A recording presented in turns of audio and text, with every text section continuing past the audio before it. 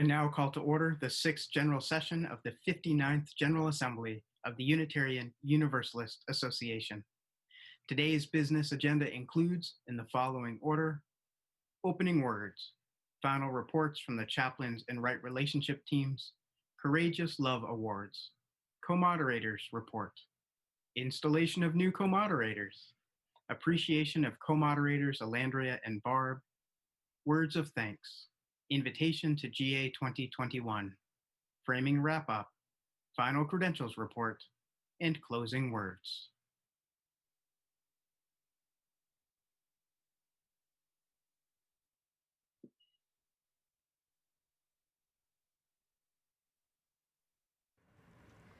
Good afternoon and welcome back. I'm the Reverend Manish Mishra Marzetti, serving on our UUA Board of Trustees. As we begin our 6th General Session, I'd like to invite us into a moment of centering. I offer the words of the American poet Mark Nepo in a piece entitled by him, Burning Off What's Unnecessary. He writes, "We're born with only what's necessary, and as we move in the world, we gather things the way trees gather moss. In time, we get covered, filmed over by ideas and experiences and memories that silence and scar us. And so there's a need to return to what we were born with, only wiser. The chief way this happens is beyond our control. As a meteor entering the atmosphere burns off its excess, a life moving through time burns off what's unnecessary. This is a human form of erosion, wearing away what's not essential. Learning and love are the other ways to wear away what's not essential. No one is exempt from this demanding process. Of course, the burning off is painful. How could it not be? It's a mysterious initiation, and hard as it is to endure, only what will last remains. Come, let us once again gather.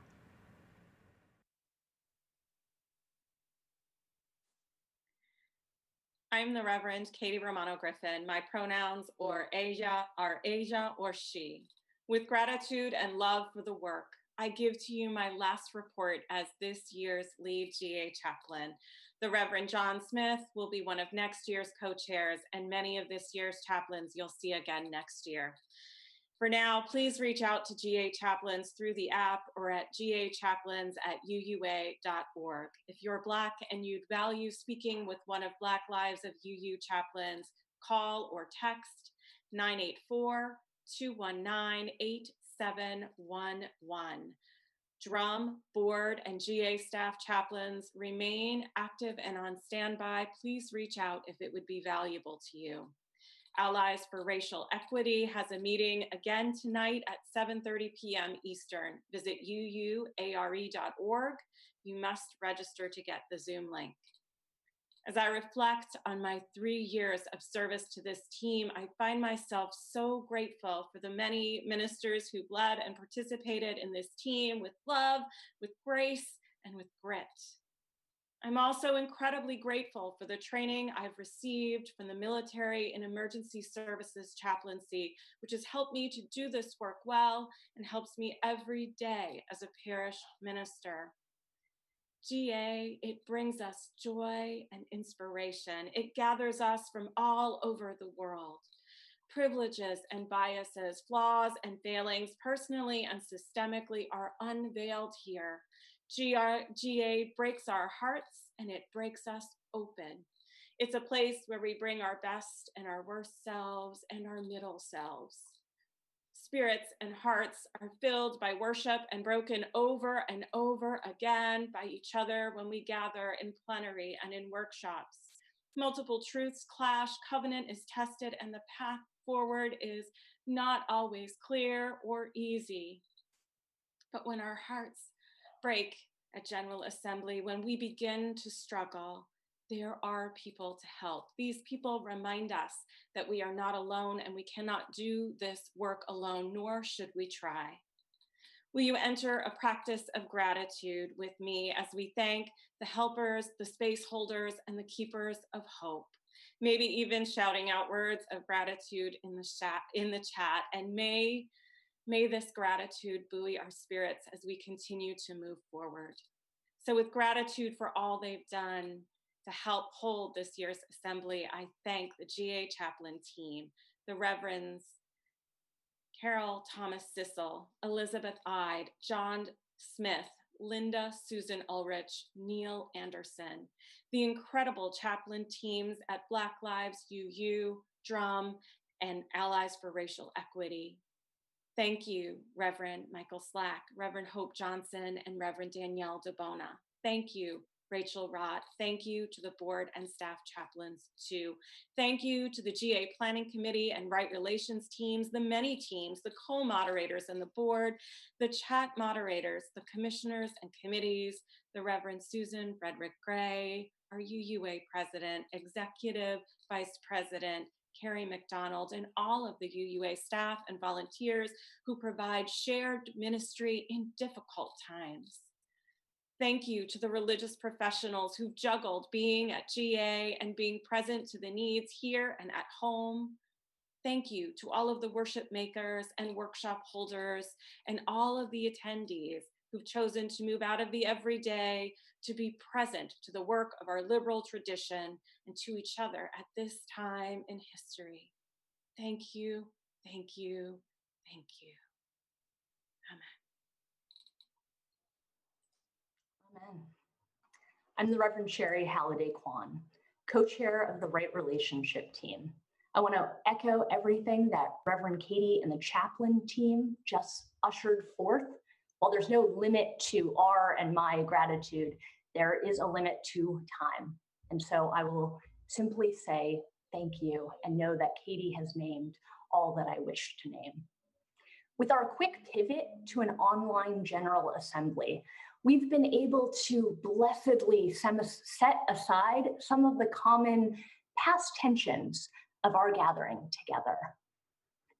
We've had a break from inappropriately assuming intimacy and touching strangers' hair and body. When we find ourselves with time in between sessions, we're able to attend to our own needs in our homes or wherever it is that we happen to be tuning in, generally without having to wait for a bathroom, and generally in places where it is by default gender neutral. We've gotten to set aside so many of the things that in our gathering we've wrestled with together. And yet still so much remains about the messiness of our coming together. Being online has amplified and accelerated some of our challenges. When we come together in this intense 5 days, we place ourselves into this container where we're rarely acting from a place of deep relationship, rarely acting from a place where we've had a chance to build a container with each of the participants involved. This General Assembly has in many ways been a case study in quick and significant change happening when people of commitment and passion come together. But we find also that we trip over ourselves. The possibility of microaggressions happening when people who don't yet know each other and come with different backgrounds to have many different conversations becomes amplified when each conversation happens not with a dozen people, but with dozens or hundreds in a chat. A sense of urgency moves us forward, and we find that often we need to slow down. Slowing down helps everyone stay on topic.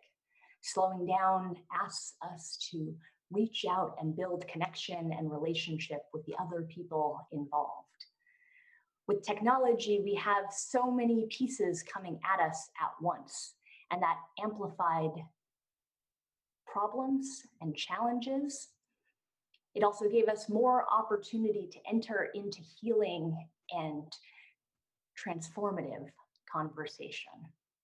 We find that we continue to need to check our language, continue to need to leave behind metaphors that use mental illness, physical disability, or simply fatness to mean challenging or simply bad. Our participant agreement asks each of us to examine the impact of our language, examine the timing of our comments, and choose otherwise when what we are about to say or share might be construed as sexist, racist, homophobic, transphobic, ableist, or otherwise othering. Asks us to examine whether the impact of our comments might dismiss the experience of those who hold historically marginalized identities. If this needing to check ourselves before entering into conversation, and when I say ourselves, I do ask that of all of us, but in particular, those who have held privileged identities. If this feels restrictive, may we know that the ties that bind us together as a community do not hold us down, but lift us up. Lift up the mutual and collective truths that we are unearthing together. I wish to end with a final acknowledgement of where we as the Right Relationship team have fallen short. In this shift to an online platform, the primary mode of communication with our team has been a ticketing system. And to condense human relationship to a few short sentences, an emailed response when hurt, and calls for accountability have been brought to us, I know have felt dismissive, I know have felt like an inadequate response to our collective responsibility for healing and building right relationship. I'm committed to learning together, and though this is my last year as Right Relationship co-chair, I look forward to supporting the team moving forward, and I look forward to being in collective community with all of you.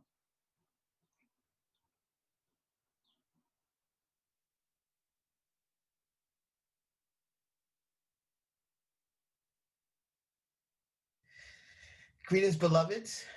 Thank y'all for coming to GA. And thank y'all for all the ways that you've been showing up in love, showing up in grace, and showing up in humility across the world and across this great nation. Today is a beautiful day because we have an opportunity to actually uplift those who have been fighting a good fight, not just now, but for generations. To me, when I think about what this moment is, this moment in time, I can't help but to call back in my lineage around what did it feel like and look like for enslaved people, enslaved Black people to say, one day we will be free, and that my children will be able to roam this place and roam these lands that we have put our blood, sweat, and tears in and actually touch democracy. Actually be able to guide what we're doing in this moment. I also can't help but to think about how stolen people actually ended up on stolen land and still have to fight to be human, to be recognized in our full dignity, something that we as UUs speak a lot about. It is in this moment that I say, in the midst of a pandemic, in the midst of all the different versions of pandemics that's been happening to Black, brown, and indigenous people across this country and across these lands for generations, that I say it has been the courageous love, the courageous actions of people who are just beautiful manifestations of our ancestors that we give out these awards to our people. I want to lift up the wonderful, not just freedom fighters, but those who are saying that you cannot take my dignity, you cannot take my humanity away from us. And those who said, not only are we going to protect ourselves, we are protecting the land. And for that, I am so humbled and grateful for the wonderful water protectors. We say not just the water protectors are the 5 folks that we all acknowledge, but also their families. We know each time that we hear the call to come out, to stand up against injustice, not only do we actually put our lives on the line, we also put our family lives on the line as we kind of stand in the gap or make the gap to make sure that we can create and sustain real change. And although we're acknowledging these 5 water protectors and their families, we also want to say to all the folks across the country who are actually rising up in this moment that we thank you for continuing to put your lives on the line. We thank you for sacrificing breath and time in this moment. And we thank you for believing in the best in us so that you could actually fight so we can have something that we can live into. And with that, I'm also grateful to say thank you to Reverend Karen Van Fossen for calling us into this place to say, recognize these great people who've been doing this work. This is what courageous love looks like, and we can do this together. Without much more for me to say, thank y'all for this moment. Thank y'all for all the ways that you are showing up for love and showing up for dignity and showing up for humanity. When I came to Standing Rock, it was like something I've never felt before. That feeling, setting foot on that sacred ground.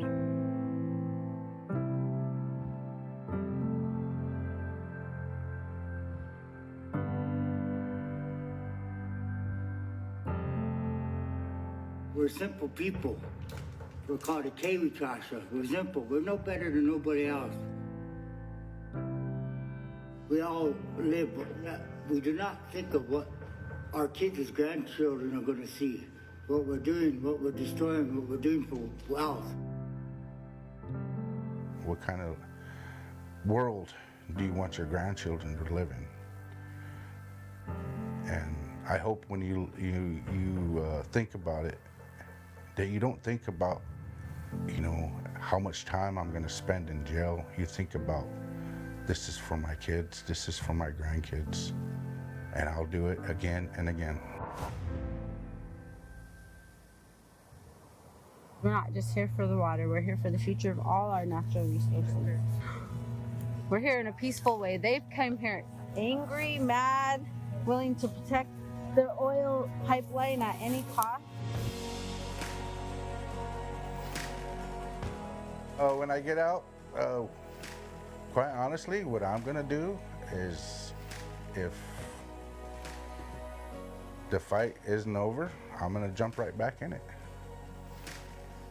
Because that's the right thing to do, and it's where I belong.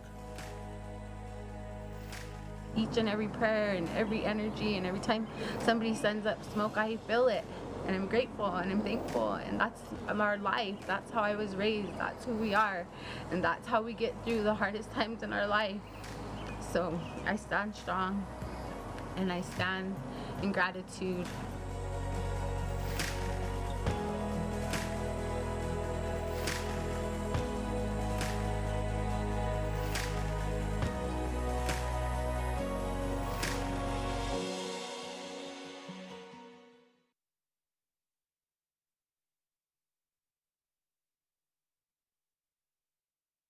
It's my true honor, my humble honor, to present the Courageous Love Award to people I admire and respect and have deep, lifelong gratitude to.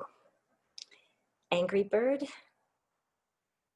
Little Feather, Red Fawn, Rattler, and Dion, and loved ones, families who also lift up these 5 No Dabble political prisoners and all of the No Dabble Political Prisoners Support Committee. The work that you do, the sacrifices that you make, some chosen, some put upon you, are seen, are noticed, and are making a difference in our world, in our moment, in our future, and the future of all the generations to come. I could not be more grateful for the movement that you carry forward into prison and beyond. Thank you. Through the Water Protector movement, I have learned that all prisoners are political prisoners. Free them all. Free them all.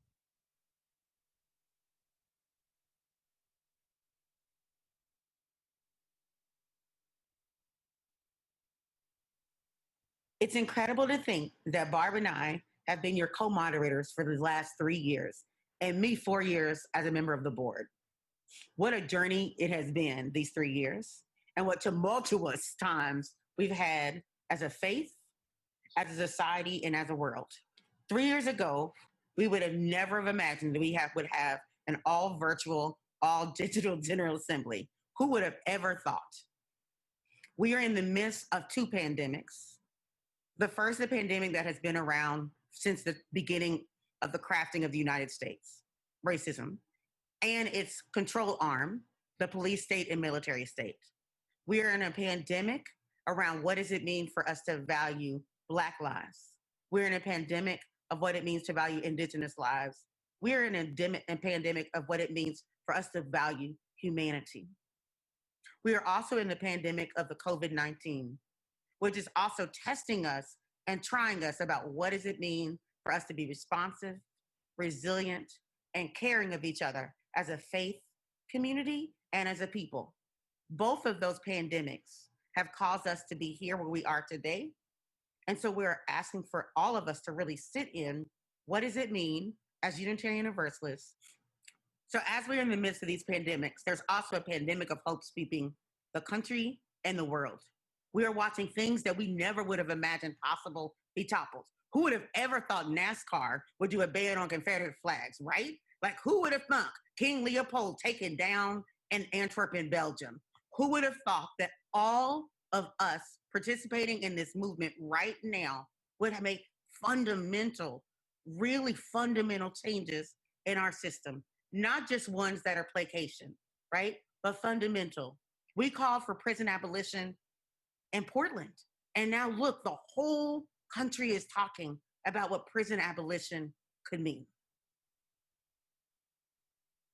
It is our times like these that test us the most and ask of ourselves, what does it mean for us to come together as a community and really buoy each other up? It's times like these that it's time to think about how do we transform our faith to not be the faith of the past, but the faith of the future. It's times like these in which we really do listen to the young people that are within us. And we listen to the young of those when we were young, right? We call on those times back, right? When we were younger, to go, what do we need to truly have a faith, truly have a community, truly have a world that is exactly what we need and that we are worthy of. We also know that we are in times of great stress and trauma. And that is a choice for how we want to live. We can give into fear and greed and individualism, or we can give into our collective power and our collective sense of hope, our collective sense of movement together, our collective sense of what can we do to really support and craft a new way of being. That's the moment that we're calling for. How do we find creative solutions to the challenges that face us? And not just the things that we've always done, but new possibilities. We are so inspired by youth everywhere that are moving up, right? That are keeping employed their staff, that are making space for those that need sanctuary, for those that are doing so much to really give in our world.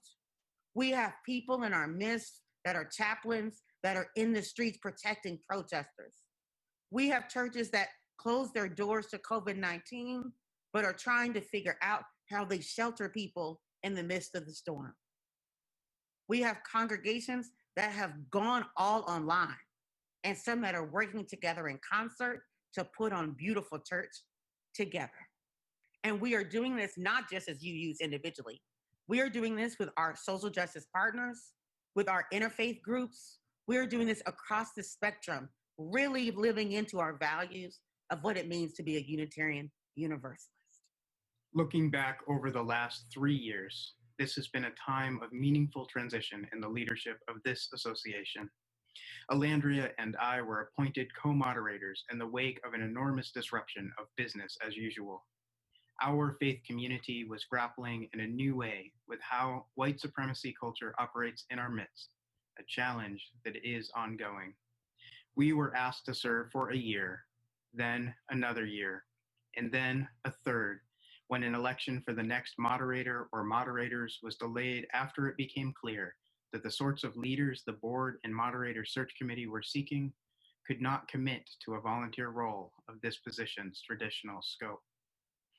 This means that our role has been an extended interim role, much like an interim minister or interim director of religious education in a congregation.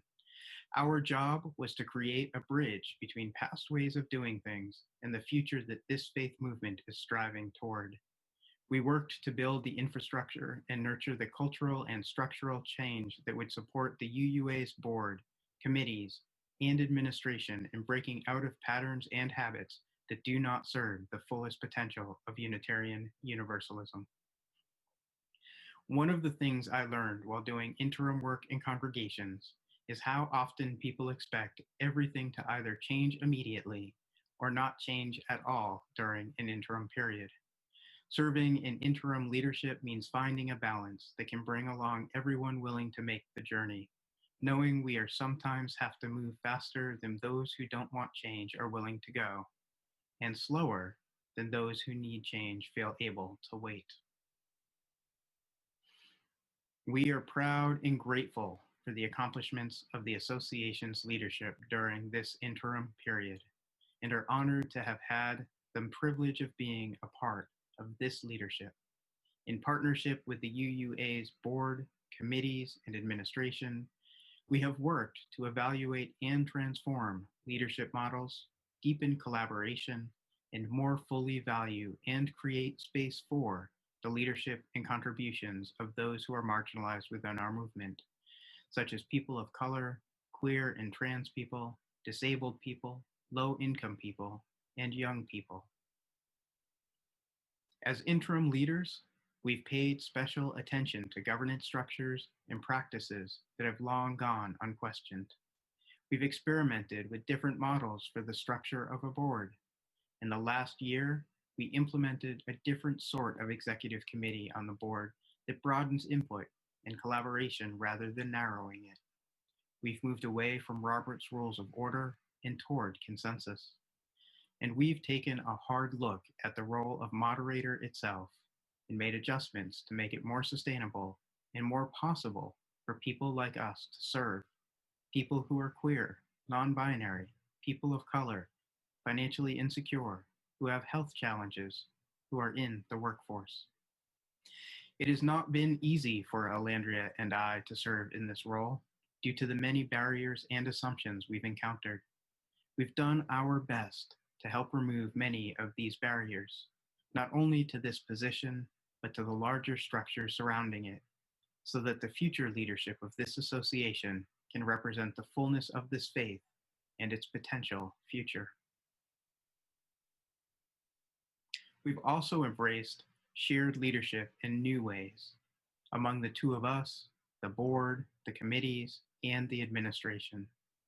There have been times over the course of Unitarian Universalism's history that these leadership bodies either didn't work together or actively worked against each other.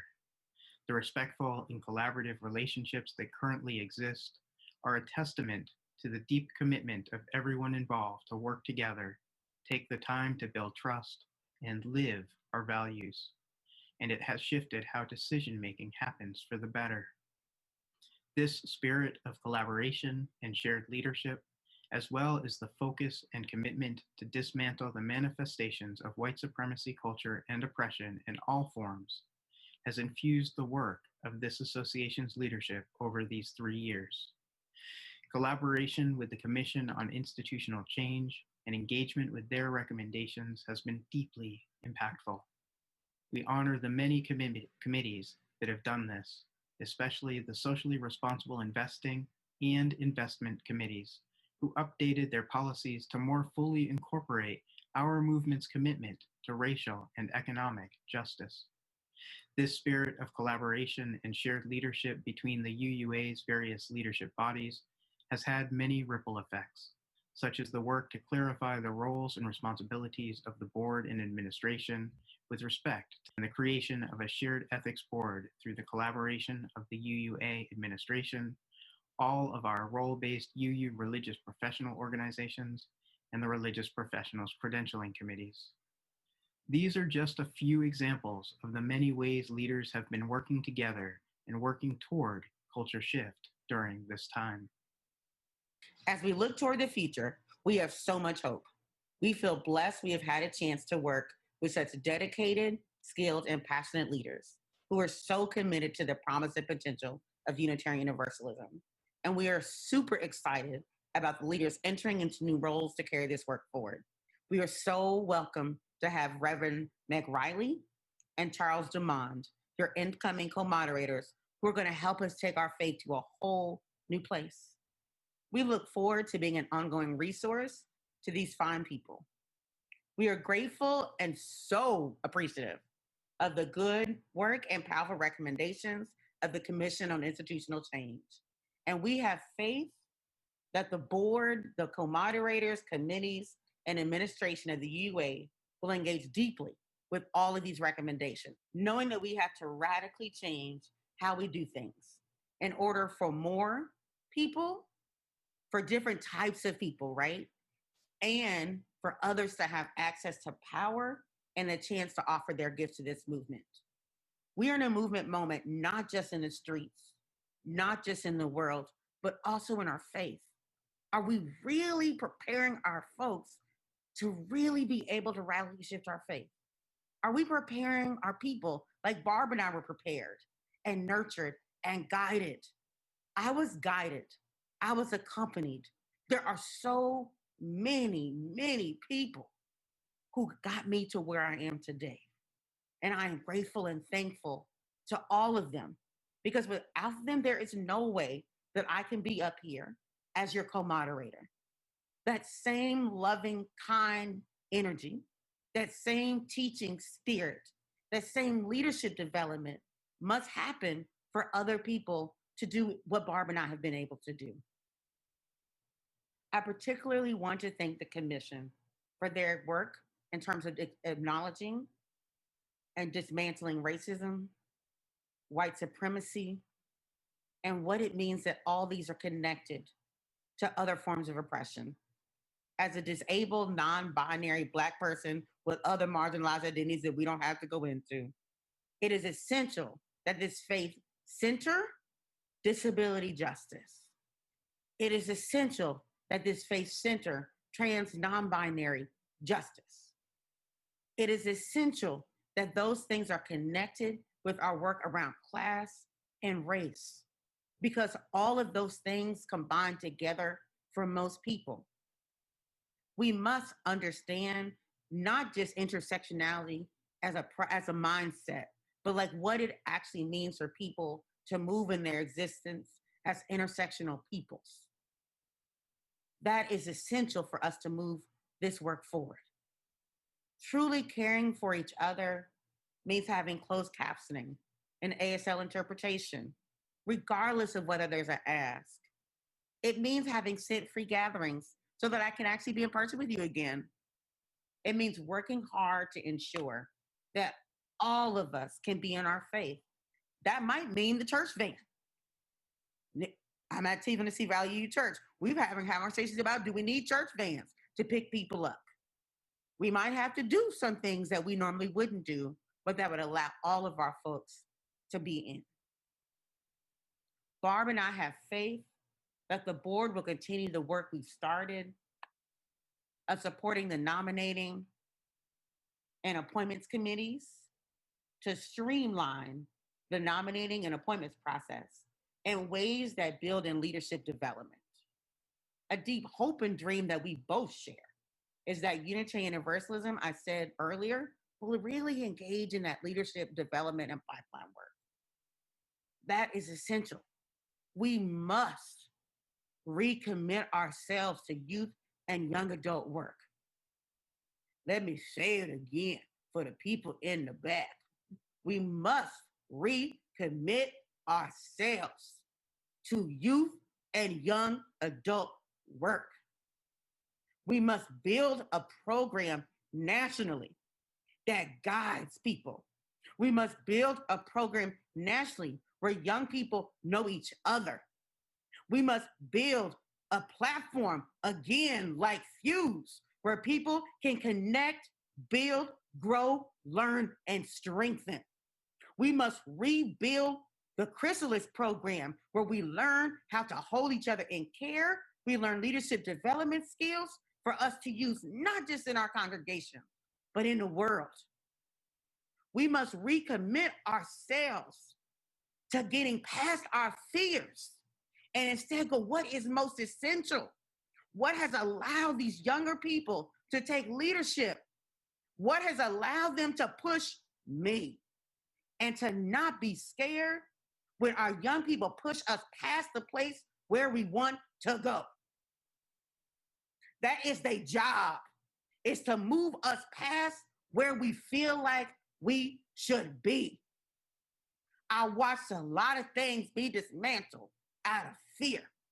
A lot of things be dismantled because things were going too fast. Well, now I'm 40. They supposed to go too fast. I'm old. If they not moving past me, then we need a conversation. So our job, I'm not talking to young people, talking to people my age and older, little younger, is to really go, how do we radically put things around you for you to push me past where I think I can go? How do I put things around you that radically alter who we are as a faith, knowing that the basic tenets still ring true? That is our goal. That is our job. When Barb and I took these positions, when Barb and I started, everybody had to do anti-racism, anti-oppression work. White supremacy, as the term, has been around for a very long time. So if you think it's new, it's not. I learned about prison abolition as a 14-year-old. I learned about defunding the police as a 14-year-old, and I said I was 40. So we in a 26-year-old Unitarian Universalist conversation around where we trying to be. Some people may not have been on a journey because you didn't come through youth and young adult movements within Unitarian Universalism. Maybe your church was a little bit more conservative than mine, but I'm welcoming you on the journey today. I'm welcoming you on the journey to think about what it means for us to have true systemic and cultural change. I'm welcoming you on the journey. Some of you have been there longer than me. So together we are on this journey to go, how do we uproot, not only in the streets with our yellow shirts on, not only when we think it's fun, but how do we uproot all those things that keep Unitarian Universalism from being the faith that we all needed so desperately to be? How do we take the commission's report and go, we want every religious professional of color. We want every trans religious professional. We want all the members in our congregation and friends that need so much hope right now to come in and find it. We don't want people leaving because the church is too off the chain and not ready to provide hope, love, and care. So I am calling on all of us to move a little different. I'm calling on all of us to put radical care at the middle, not the deliverable. This is my last time to tell you, it is care number 1, impact number 2, and deliverable number 3. If we keep care and impact number 1 and number 2, we cannot lose. We will not move in scarcity. We will not move in either or thinking. We will move holding everybody as worthy. We will move holding ourselves as worthy, and we will build a faith movement. Y'all, we will build a faith movement. I'm about to get southern. We will build a faith movement, y'all, that can withstand anything. And we will build up leaders in our communities and our congregations that can withstand everything thrown at them. And that's what our time is calling for us right now. It's being rooted in what is real, being rooted in what we know is true, being rooted in our values, and holding them dear. So as we move forward, we are creating and have created an article to commission. And that article to commission is going to work with us to guide us, help us lead us in conversation around what are the principles, the values that move with us today. We know a lot of you have done work around the 8 Principle Project. Love Mama Paula Cole Jones. I want you to think about what it means for it to not be number 8. Because Lord knows accountability should not be number 8. It should be probably number 1. So don't get stuck and, oh God, it's got to be number 8. It can be number 1, 2, 3, or maybe the preamble. But we need you to participate. Without your participation, we will not have what we need to move forward.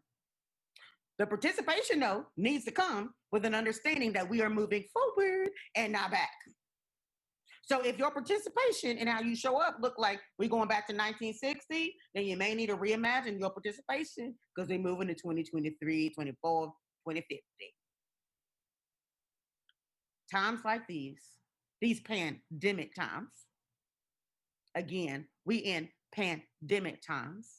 Pandemic times allow for things that you could never imagine possible. Pandemic times have allowed for things that you could never dream of. Pandemic times allow you to radically reimagine what you want and need.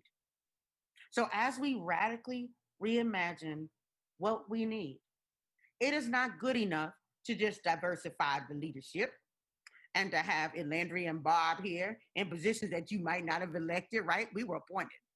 It ain't good enough to be like, okay, we got Carrie as our vice president. It's not good enough because until our congregation shift, it doesn't matter. Let me say it again. Till our congregations and covenant communities shift, it doesn't matter. Just having a person of color as your board chair while you make decisions about the endowment that don't center at all, those are opposites. As we make decisions about what songs we want to sing, or you like to tell me how to pray like happened in our vigil for Black people, it doesn't matter. We must think about how we diversify, but diversify righteously. We also know that COVID-19 has really shaped a lot of our lives. As someone with, as you know, respiratory issues and asthma, COVID-19 has completely reshaped my life and how I've been able to interact with people. It's created a culture shift like we have never seen before.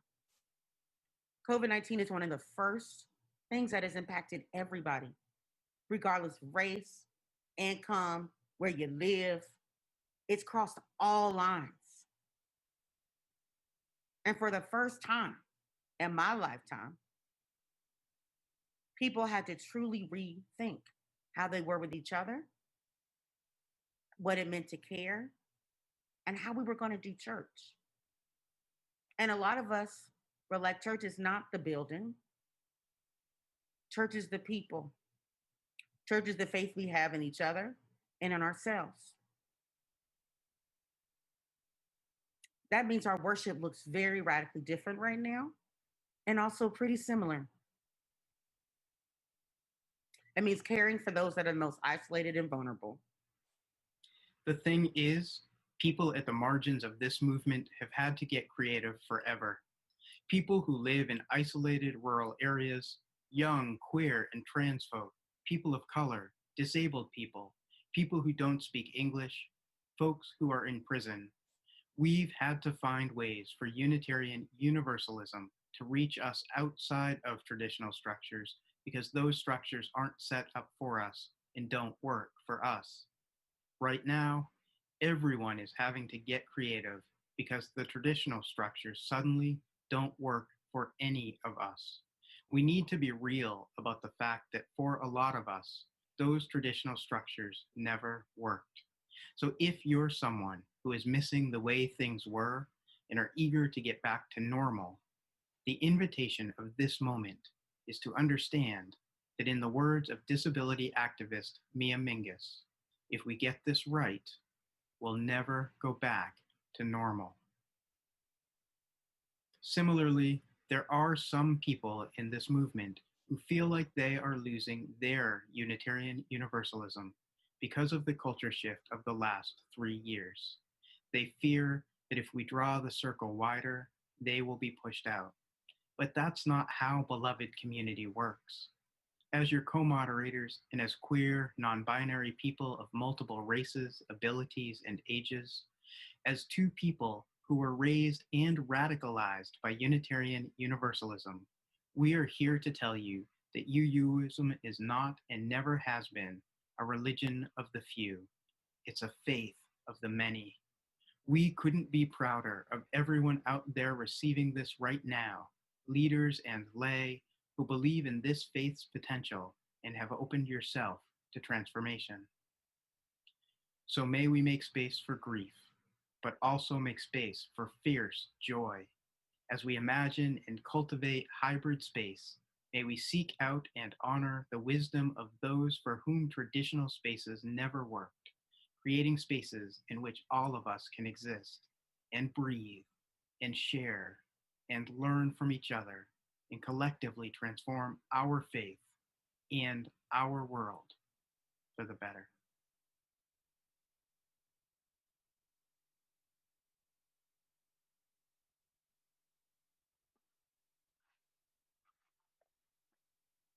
Just shy of 3 years ago, the UUA board, on behalf of its member congregations, entered into a new leadership relationship that was intended to model what it means to have a beautiful way to work together and provide pastoral presence as a way to help lead our faith. We heartily approved co-moderators of the board of the Unitarian Universalist Association with the goal of shared leadership and collaboration. Having seen the benefits since then, and in accordance with our bylaws and in the true spirit of covenant, we ask this General Assembly to bless Charles Dumond and the Reverend Meg Riley as they pick up the gavel to lead and lift up in this faith we so love. Please join me in these words, adapted from Gina Whitaker.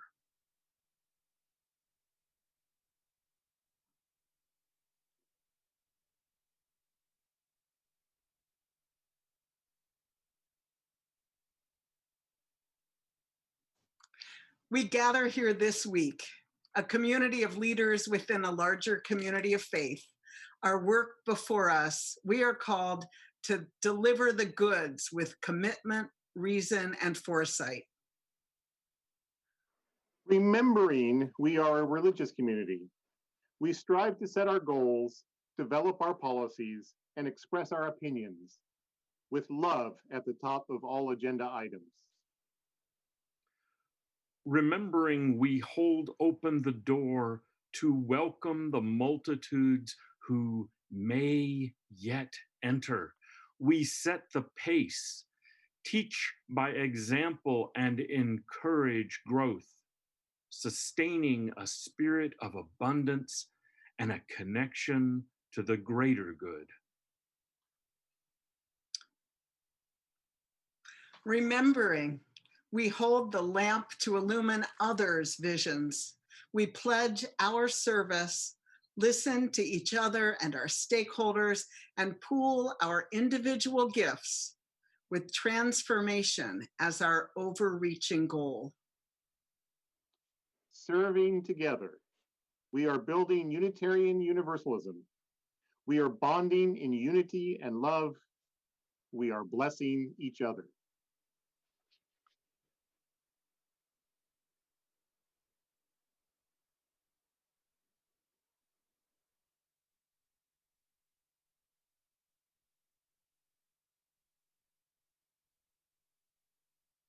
Thanks.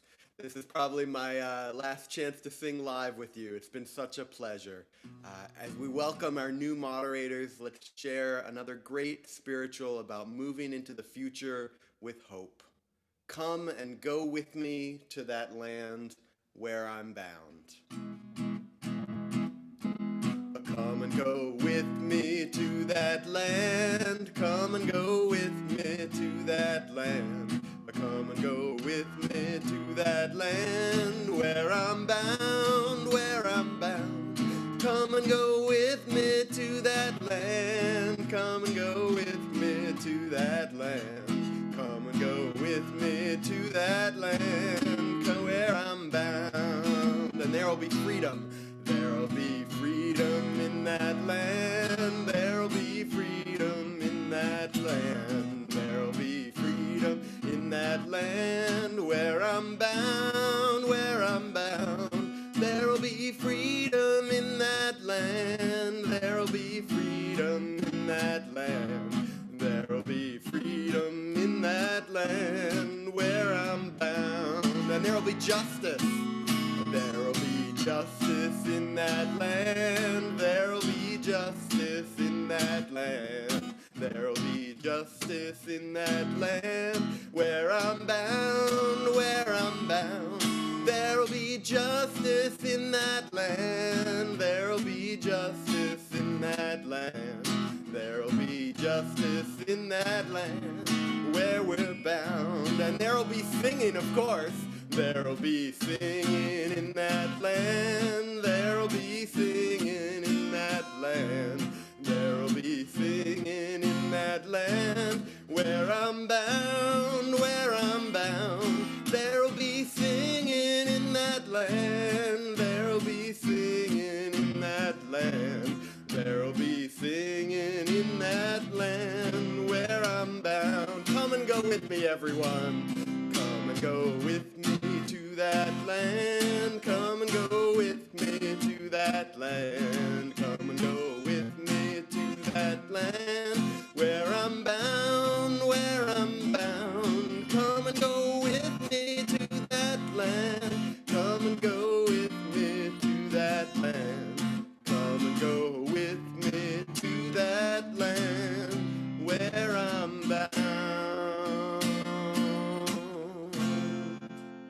Thanks all.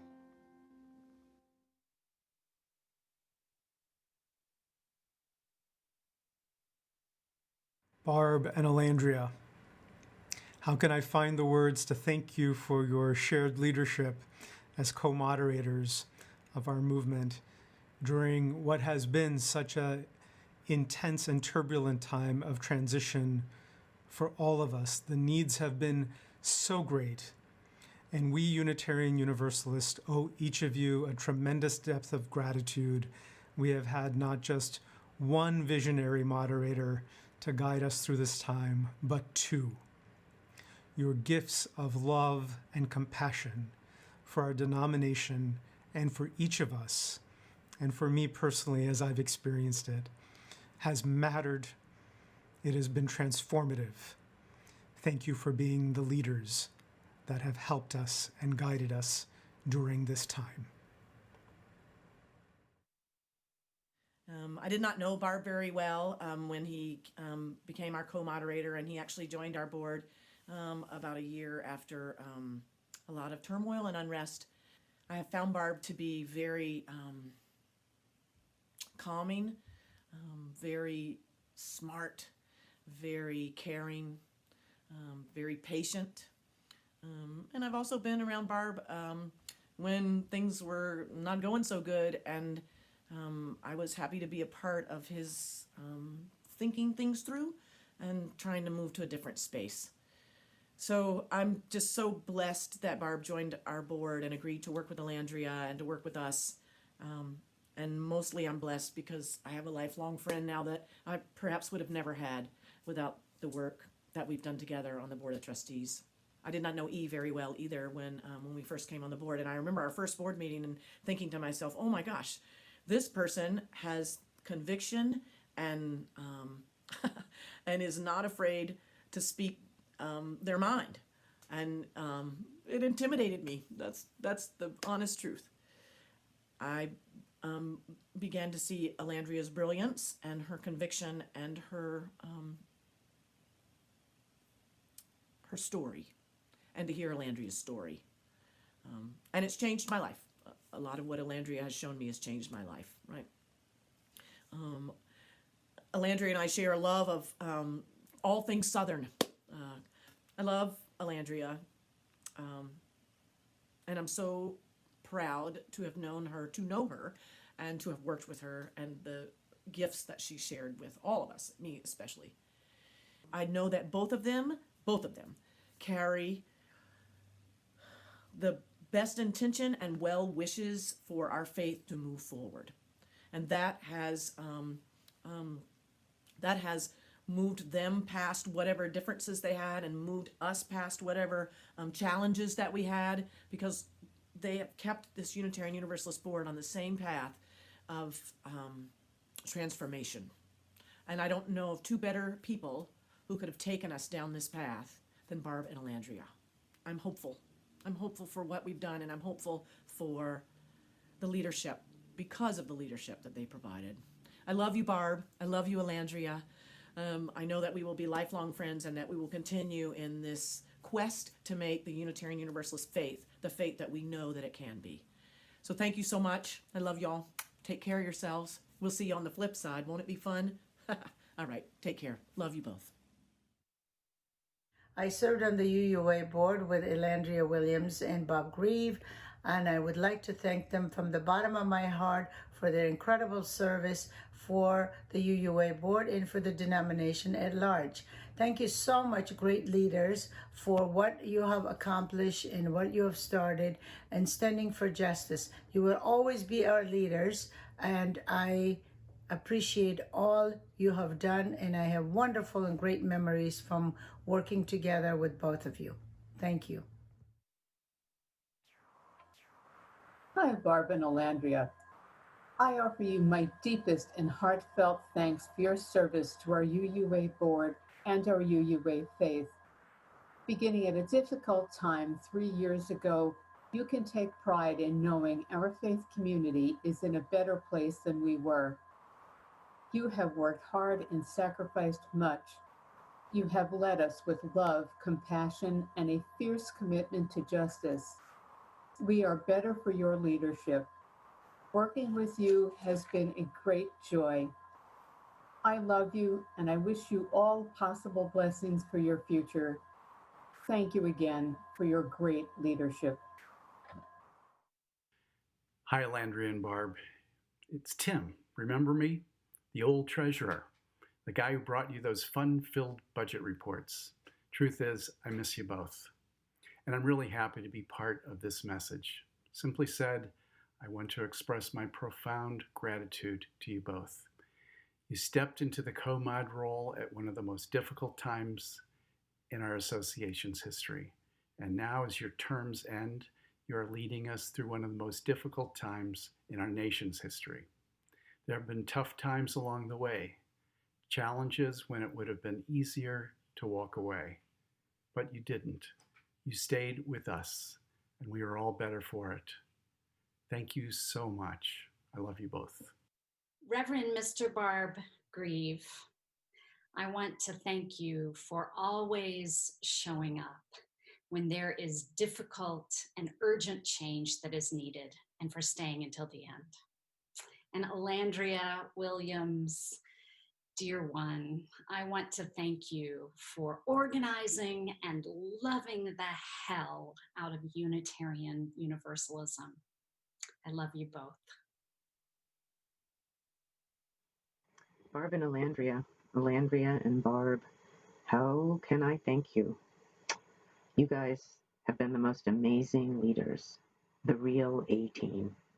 You're complementary collaborators, visionary and pragmatic, powerful and sensitive, opinionated and open-minded, tough and tougher, playful and driven, brilliant and humble, knowledgeable and inquisitive. You guys are the leaders we needed most in this time of urgently needed change. I love you. I thank you. You have been the change. Barb and Alandria, thank you so much for all of your hard work, effort, and dedication. Hey, Ian Barb. You know, it has been a pleasure to have served with both of you this year. Your steady leadership provided a blueprint for future moderators of what shared ministry can look like during challenging times for our country and our association. Your passion for justice, compassion for humanity, and devotion to this faith community have shown me what board service is really all about. It is not just about governance.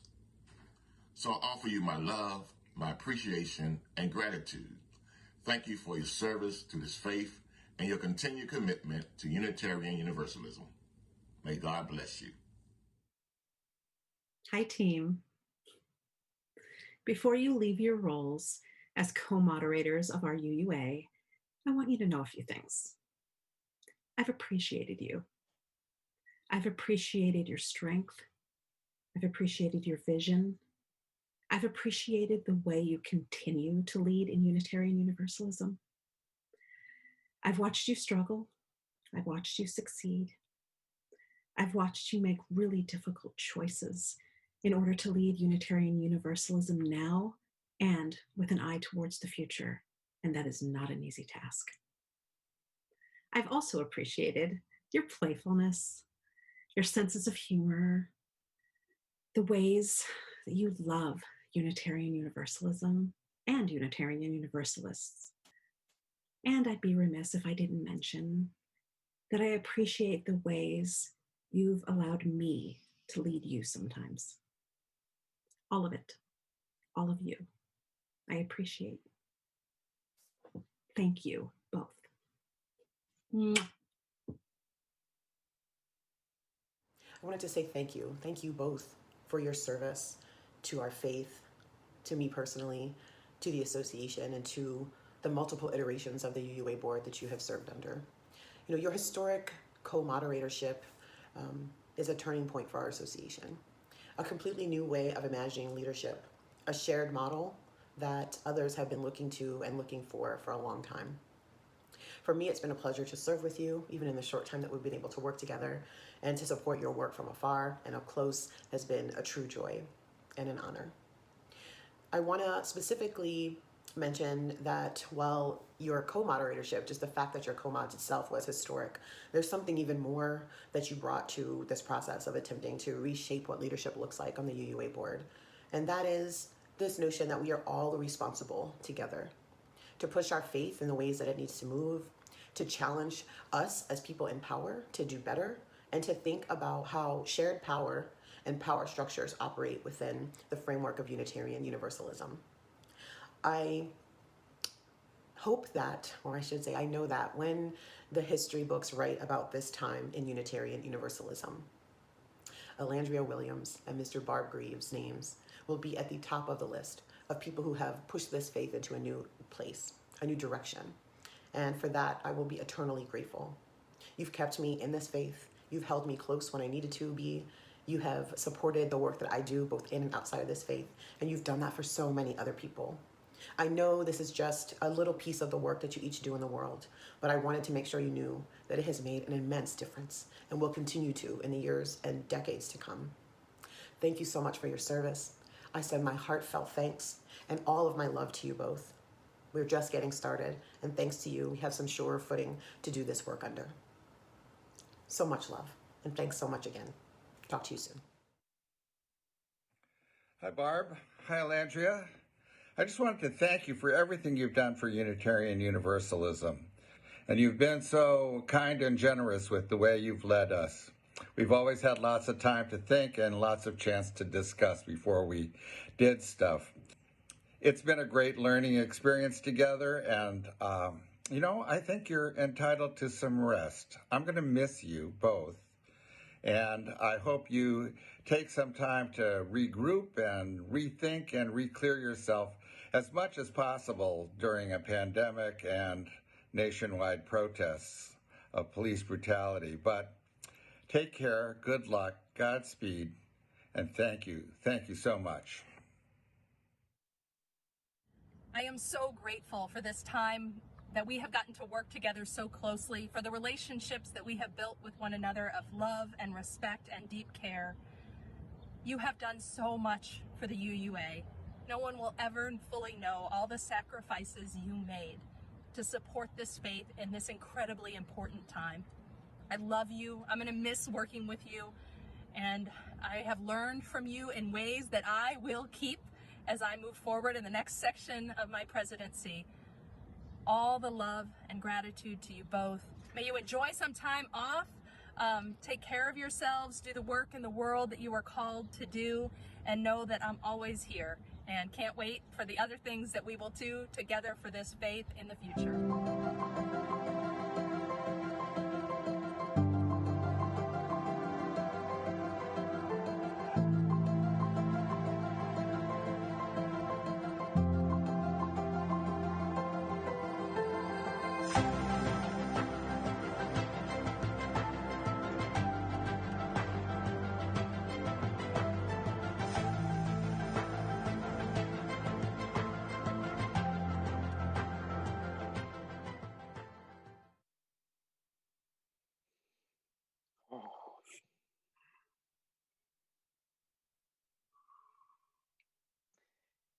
Serving as co-moderators has been a life-changing event.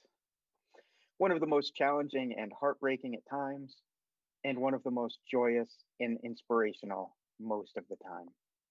It has been an honor to lead alongside you, each one of you, to invite you into collaborative leadership with us, to have your trust, and to be held to a high standards of accountability and liberation for our faith. Thank you.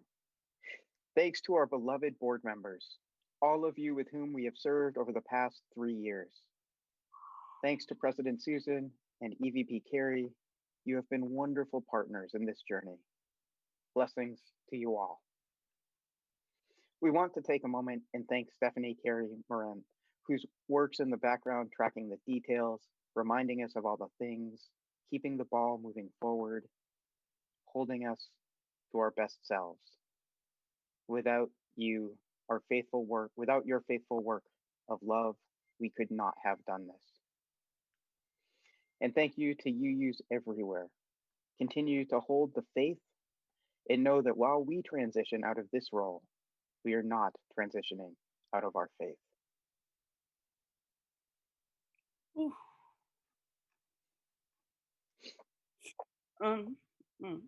Thank you.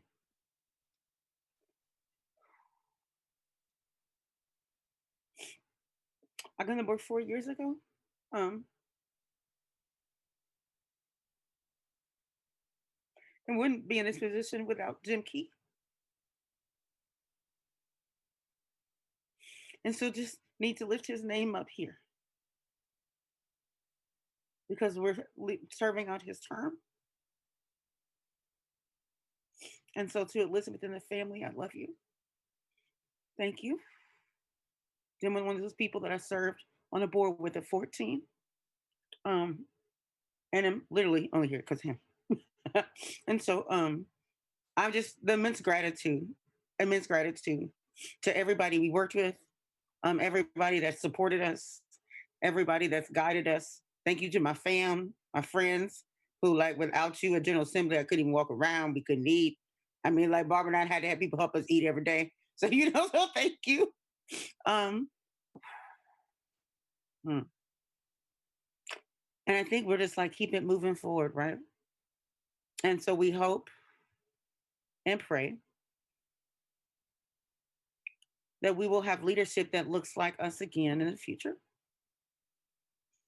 but have the radical vision, right? We don't want to have people that look like us that don't have radical vision, but that can be elected and can do this in different ways, right? And we hope that everybody, all the UUs together, we shift our world and we shift our faith, because it's really going to take all of us, right? And it's going to take all of us doing leadership different.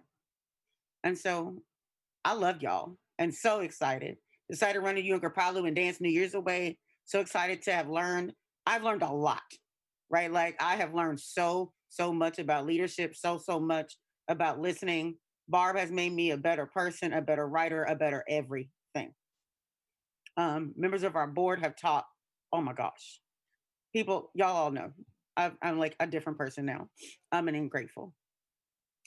And so just thank you. Thank you so much for letting us. It's been an honor. It's been hard, but it's been a huge honor. If we were on stage together, we'd put our arms around each other. We're trying to figure this out. And we would say to all of you, thank you. Thank you. We love you. We love you. There are so many people to thank this year. Our tellers, Our right relationship team, our chaplains, our accessibility team, our young adults, our youth, Diverse Revolutionary Unitarian Universalist Multicultural Ministries, or DRUM, equal access, Black Lives of Unitarian Universalism, Trust, Transgender Religious Unitarian Universalists Together, Loretta, the Liberal Religious Educators Association, the UU Ministers Association, the Association of UU Administrators, GA Music Director Benji Messner, the Association of UU Music Ministries, and all of the wonderful musicians and singers who've been a part of General Assembly this year. everyone who facilitated or took notes during the breakout groups, Our General Assembly Planning Committee, woo! Jan Sneegis, for years of being behind the scenes and helping GA become nationally recognized, particularly for reducing our carbon footprint, Your Board of Trustees, the incredible Tech Deck, Larry Stridnoff, and the always creative, supportive, and knowledgeable IT staff. Without this, our virtual HGA would not be possible this year. our amazing UUA staff, including the truly wonderful General Assembly and Conference Services Director, Latanya Richardson, Our remarkable president, Ann Carey McDonald, the Commission on Institutional Change, and all of you who've attended your very first all virtual General Assembly. Let's give ourselves a big round of applause. Thanks to all of you who discerned, learned, and continue to grow on this faith journey we call Unitarian Universalism. thank you. Thank you.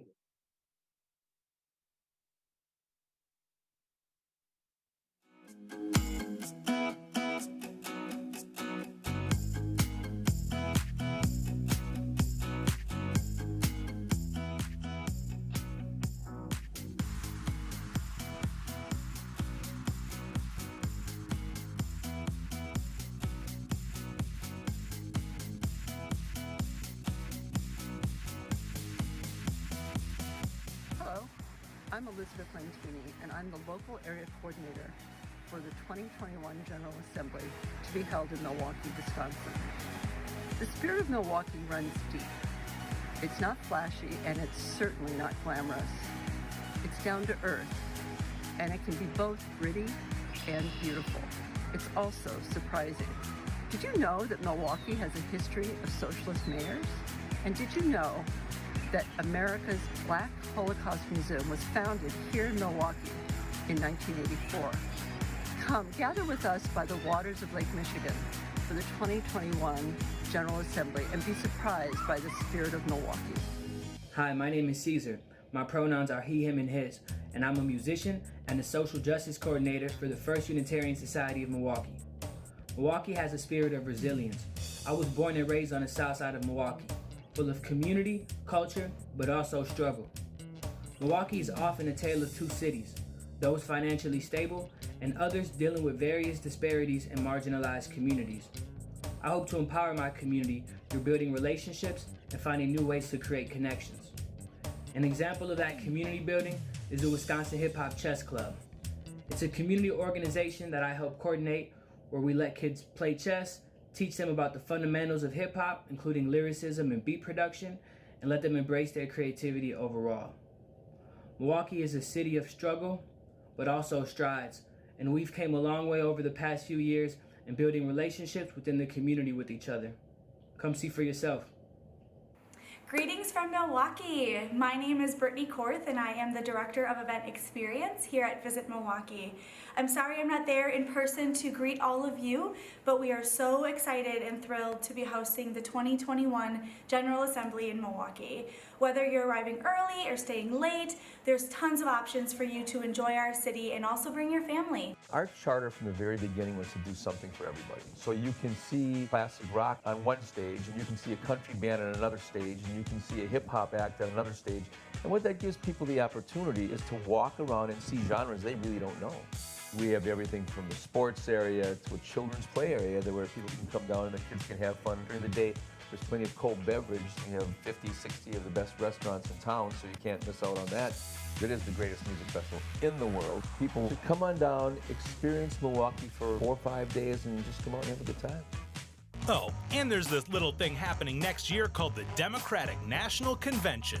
Milwaukee will be on display for the more than 50,000 people flocking to the city's first national political convention. Thanks, and can't wait to see you next year.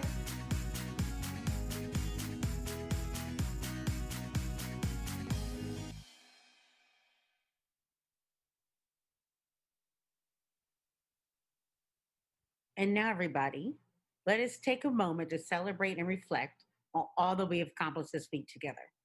We have conducted the business of this association and the fun entirely virtually online for the first time.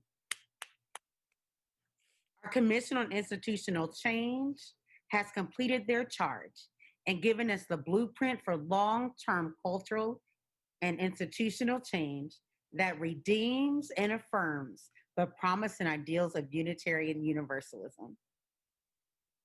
We are organizing for the 2020 elections and are ready to use the vote and make a measurable impact in this country. We, in the midst of these pandemic times, are showing us new ways of operating, and we are ready and rising towards shifting what is happening around mass incarceration and policing in this country and world, and galvanizing behind Black, Indigenous, Latinx leadership around what it means to move forward. We have celebrated our newly credentialed religious leaders, ministers, religious educators, and musicians, thanked those who are retiring, and mourned those who have died. We have learned from the wisdom of each other, from our featured speakers, our workshop leaders, and from everyone who participated in discussion groups and online chat rooms. We have built community together, online and across geographical boundaries and time zones. We have heard reports on the exciting and essential work happening all across Unitarian Universalism. We have voted on business resolutions and newly elected leaders in our association. We have honored our youth, bridging into adulthood. We have sung and worshiped together, building essential resilience for the work ahead. We've learned about Unitarian Universalism's complicity in colonialism and how colonialism and land theft continue today. We've nurtured partnerships for ongoing solidarity with Indigenous communities across this country. We've learned from organizers, leaders, and theologians within and beyond our tradition. We've done all this and so much more. And we aren't even done yet. Tonight we'll hear from the distinguished Naomi Klein, who is this year's Ware Lecturer. There are more reports, featured speakers, and opportunities to gather in reflection groups. And tomorrow, Unitarian Universalists from across the country and across the world will gather for worship led by the Reverend Joan Javier Duval. My fellow UUs, my fellow Unitarian Universalists, I don't want us to underestimate how groundbreaking this gathering has been. From across time zones, through technology, and all the ways, right? We have gathered and accomplished so much. Thank you all for being a part of this General Assembly, this historic General Assembly, all 4,000 plus of us, and for your commitment to Unitarian Universalism, our faith, to this life-giving, life-enriching, and we're going to radically align the tradition to match where we want to go today. May we continue to be rooted in our revolutionary and living faith tradition, inspired to live our mission in new, innovative ways, and ready to build the Unitarian Universalism that we aspire to be. And now let us turn to our Secretary, Patrick, for the final credentials report. Friends, beloved, I am so grateful to you all for making this historic event happen. We are 4,933 of us registered for this event. We are, if I am correct, the third largest General Assembly on record. That includes 60 youth. We have over 4,600 people who we know have logged into the delegate portal. We have 1,856 delegates who have participated. 382 ministers and another 25 ministers emeriti. 407 ministers in total. Another 133 religious educators here as delegates. I am so grateful to you all. This is 2,399 delegates, representing 635 of our congregations from 49 states, Mexico, and Canada. We are here having done the work, and now we know that we are accountable to each other and to the future.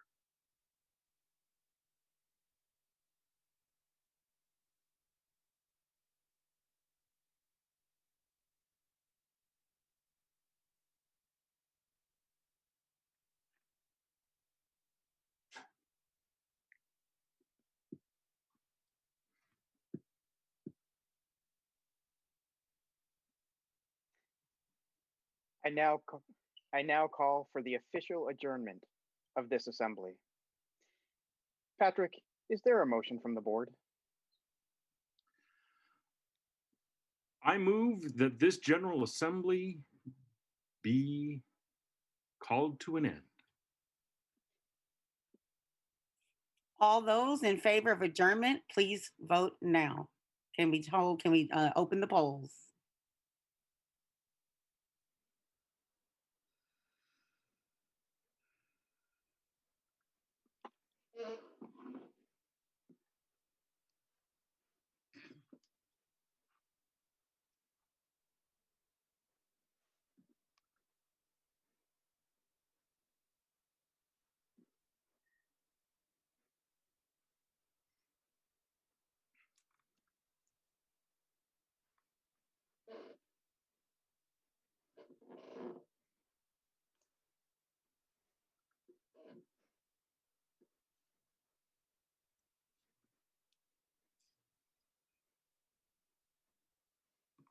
All righty.